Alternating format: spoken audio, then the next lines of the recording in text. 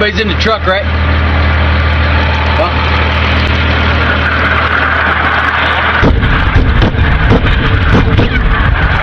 ইউরোপের ইতিহাসে কিছু নাম আছে যেগুলি শুধু ইতিহাস নয়, একটা ভয়, এক ধরনের সতর্কতা। আডলফ হিটলার, একজন মানুষ যিনি শিল্পী হতে চেয়েছিলেন কিন্তু শেষ পর্যন্ত হয়ে উঠলেন ইতিহাসের সবচেয়ে বিতর্কিত ও ভয়ঙ্কর শাসকদের একজন।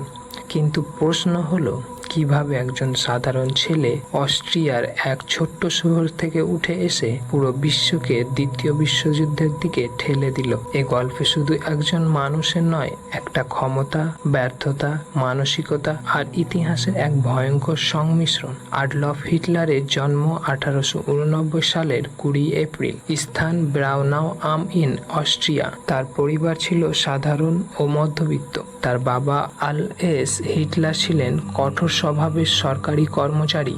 মা ক্লারা হিটলার ছিলেন তুলনামূলক কোমল ও স্নেহশীল। ছোটবেলায় হিটলারের জীবন ছিল দ্বন্দ্বে ভরা, একদিকে কঠোর বাবা, অন্যদিকে অতিরিক্ত স্নেহশীল মা। এই দুই বিপরীত পরিবেশেই তার মানসিক গঠনে গভীর প্রভাব ফেলে। হিটলার ছোটবেলায় খুব বেশি সামাজিক ছিল না। সে বন্ধুদের সাথে মিশত কম, একা থাকতে পছন্দ করত। তার বাবার ইচ্ছে ছিল সে সরকারি চাকরি করুক, কিন্তু হিটলারের ইচ্ছে ছিল শিল্পী হওয়া। এখানেই প্রথম বড় সংঘর্ষ তৈরি হয়। বাবা বনাম ছেলে, স্বপ্ন বনাম বাস্তবতা। এ সময় থেকেই তার মধ্যে তৈরি হতে থাকে বিদ্রোহী মনোভাব, কর্তৃত্বের প্রতিরোধ বিরোধ এবং এক ধরনের আমি আলাদা মানসিকতা। Hitler Vienna academy of fine আর্টসে ভর্তি হওয়ার চেষ্টা করে, কিন্তু সে 2 বার পরীক্ষায় ফেল করে। এটা তার জীবনের অন্যতম বড় মানসিক আঘাত ছিল। তার শিল্পকর্ম রিজেক্ট হওয়া তাকে গভীরভাবে ভেঙে দেয়। সে তখন ভিয়েনায় দরিদ্র জীবন শুরু করে, রাস্তায় রাস্তায় পোস্টকার্ড এঁকে বিক্রি করে বাঁচে।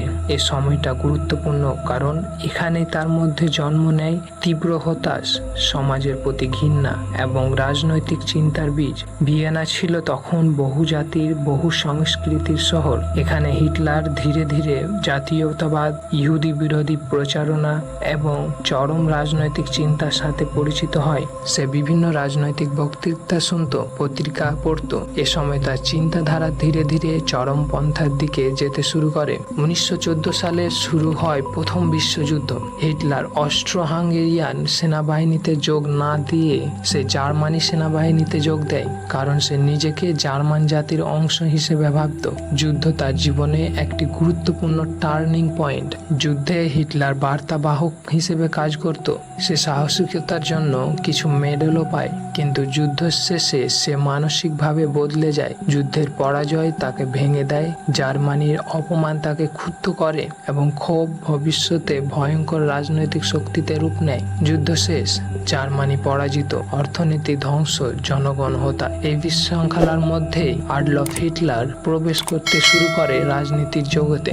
কিন্তু কিভাবে সে একজন সাধারণ সৈনিক থেকে রাজনৈতিক নেতা হয়ে উঠল? কিভাবে পুরো জার্মানির হৃদয়ে জায়গা করে নিল? একজন পরাজিত সৈনিক যার ভবিষ্যৎ ছিল অনিশ্চিত এবং ভিয়েনার রাস্তায় জীবন কাটিয়েছে ক্ষুধা ও হতাশার মধ্যে, সে মানুষটাই হঠাৎ করে ইতিহাসের মঞ্চে উঠে আসে। কিন্তু প্রশ্ন হলো, কিভাবে একজন সাধারণ সেনা সদস্য রাজনীতির কেন্দ্রে ঢুকে পড়ে? কিভাবে তার কথা মানুষকে মুগ্ধ করতে শুরু করে? আর কিভাবে জন্ম নেয় এক ভয়ঙ্কর রাজনৈতিক আন্দোলন? প্রথম বিশ্বযুদ্ধ শেষ, জার্মানি পরাজিত। ভার্সাই চুক্তি জার্মানির উপর ভয়ঙ্কর চাপ সৃষ্টি করে। বিশাল যুদ্ধ, ক্ষতিপূরণ, সামরিক শক্তি সীমিত, অর্থনৈতিক ধস, বেকারত্ব আকাশচুম্বী। সাধারণ মানুষ মনে করতে শুরু করে আমরা অপমানিত হয়েছি। এই অপমানের অনুভূতি ভবিষ্যতের রাজনৈতিক বিস্ফোরণের ভিত্তি তৈরি করে। যুদ্ধ শেষে হিটলার জার্মানি সেনাবাহিনীতেই থাকে। তার কাজ ছিল রাজনৈতিক দল ও আন্দোলন পর্যবেক্ষণ করা। এ সময় তাকে পাঠানো হয় একটি ছোট্ট রাজনৈতিক দলেতে, যার নাম জার্মান ওয়ার্কার্স পার্টি। এই ছোট্ট দলটাই ভবিষ্যতে হয়ে উঠবে নাৎসি পার্টি। ডিএপি ছিল ছোট্ট একটি দল, সদস্য সংখ্যা খুব কম, কোনো শক্তিশালী নেতৃত্ব নেই, বড় কোনো রাজনৈতিক প্রভাব নেই। হিটলার প্রথমে শুধু পর্যবেক্ষক ছিল, কিন্তু ধীরে ধীরে সে বক্তাদের বক্তব্য শুনতে শুরু করে। তার মধ্যে কিছু পরিবর্তন আসে। সে বুঝতে শুরু করে জনতাকে ভাষার মাধ্যমে নিয়ন্ত্রণ করা সম্ভব। একদিন হিটলারকে একটি ছোট্ট সভায় কথা বলার সুযোগ দেওয়া হয়। সে ছিল অনভিজ্ঞ, কিন্তু তার মধ্যে ছিল আবেগ, রাগ, শক্তিশালী ভিজুয়াল ভাষা এবং জনতাকে নাড়া দেওয়ার ক্ষমতা। Es kam die Zeit, da man sich nur dann mit Stolz zum Deutschen bekennen durfte, wenn man den Blick in die Vergangenheit. সেই বক্তৃতার পর মানুষ অবাক হয়ে যায়। কেন?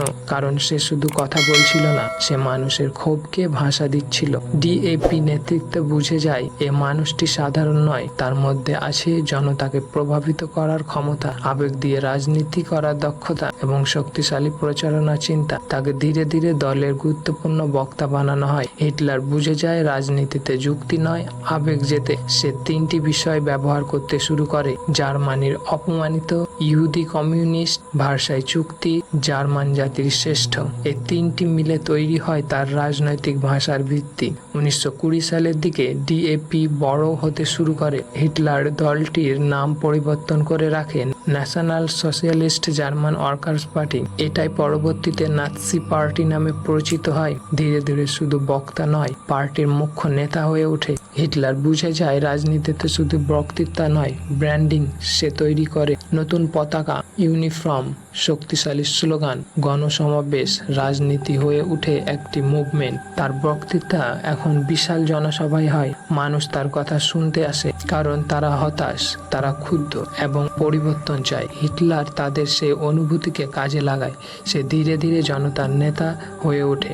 যেমন তার জনপ্রিয়তা বাড়ে, তেমনি তার বিরোধীরাও বাড়ে। কমিউনিস্ট, অন্যান্য দল এবং সরকার তাকে সন্দেহ করতে শুরু করে, কারণ তার ভাষা ছিল উগ্র, আক্রমণাত্মক এবং বিপ্লবী। একজন সাধারণ বক্তা থেকে এখন সে হয়ে উঠেছে এক রাজনৈতিক শক্তি। তার দল বাড়ছে, তার প্রভাব বাড়ছে, তার শত্রুও বাড়ছে, কিন্তু ক্ষমতা পাওয়া এখনো দূরে। একজন মানুষ যখন বুঝতে পারে গণতন্ত্রের ভিতর দিয়ে দ্রুত ক্ষমতা পাওয়া যাচ্ছে না, তখন তার পথ বদলে যায়। আইন, বক্তৃতা, জনসমর্থন সবকিছুর সীমা আছে। তখন প্রশ্ন ওঠে, সে কি নিয়ম মেনে চলবে নাকি শক্তি দিয়ে রাষ্ট্র দখলের চেষ্টা করবে? 1923 সালে হিটলার ঠিক সেই সিদ্ধান্ত নেয়, আর সেই সিদ্ধান্তই তাকে নিয়ে যায় এক ব্যর্থ অভ্যুত্থান, জেলখানায় এবং এক নতুন রাজনৈতিক দর্শনের দিকে। 1923 সালে জার্মানি ছিল চরম অস্থিরতায়, হাইপার ইনফ্লেশন, বেকারত্ব, রাজনৈতিক বিশৃঙ্খলা, সরকার দুর্বল,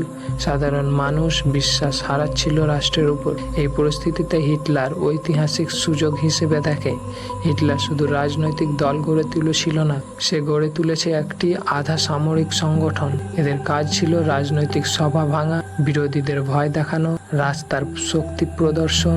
রাজনীতিতে ধীরে ধীরে নূপ নিচ্ছিল শক্তির খেলা। হিটলারের লক্ষ্য ছিল জার্মানির বাভারিয়া অঞ্চল দখল করে সেখান থেকে পুরো দেশের বিরুদ্ধে বিপ্লব শুরু করা। তার পরিকল্পনা ছিল স্থানীয় নেতাদের আটক করা, সেনাবাহিনী ও জনগণকে সঙ্গে নেওয়া, বার্লিনের দিকে মার্চ করা। এই ইতিহাসে পরিচিত বিয়ার হল টুটস নামে মিউনিখের একটি বিয়ার হল থেকে হিটলার তার অনুসারীরা শুরু করে অভ্যুত্থান। কিন্তু ঘটনা দ্রুত নিয়ন্ত্রণের বাইরে চলে যায়। পুলিশ বাধা দেয়, গুলি বিনিময় হয়, বিশৃঙ্খলা তৈরি হয়। মাত্র কয়েক ঘন্টার মধ্যেই পুরো পরিকল্পনা ভেঙে পড়ে।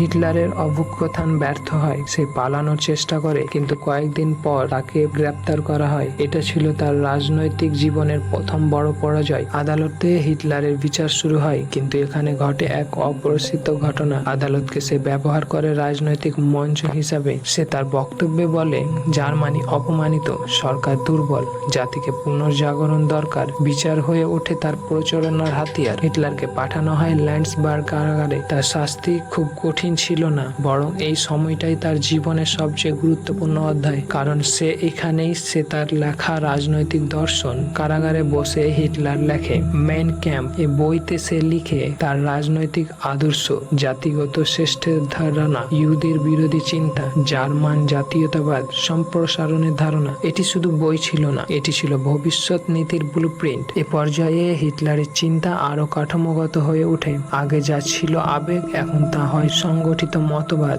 রাজনৈতিক কৌশল, দীর্ঘমেয়াদী পরিকল্পনা। সে বুঝতে পারে ক্ষমতা পেলে ধীরে ধীরে সিস্টেম দখল করতে হবে। ব্যর্থ অভ্যুত্থানের পর হিটলার সিদ্ধান্ত নেয় সরাসরি বিপ্লব নয়, বরং গণতন্ত্রের ভিতর ঢুকে ক্ষমতা দখল করতে হবে। সে শুরু করে পার্টির পুনর্গঠন, প্রচারণা শক্তিশালী করা, ভোটের মাধ্যমে প্রভাব বাড়ানো। একজন ব্যর্থ বিদ্রোহী এখন বদলে যাচ্ছে এক কৌশলী রাজনৈতিক খেলোয়াড়ে। সে আর শুধু বিরোধী নয়, সে একটি পরিকল্পনা তৈরি করছে। কিন্তু প্রশ্ন হলো, এই নতুন কৌশল কি তাকে ক্ষমতায় নিয়ে যাবে, নাকি আবারও ব্যর্থতা হবে?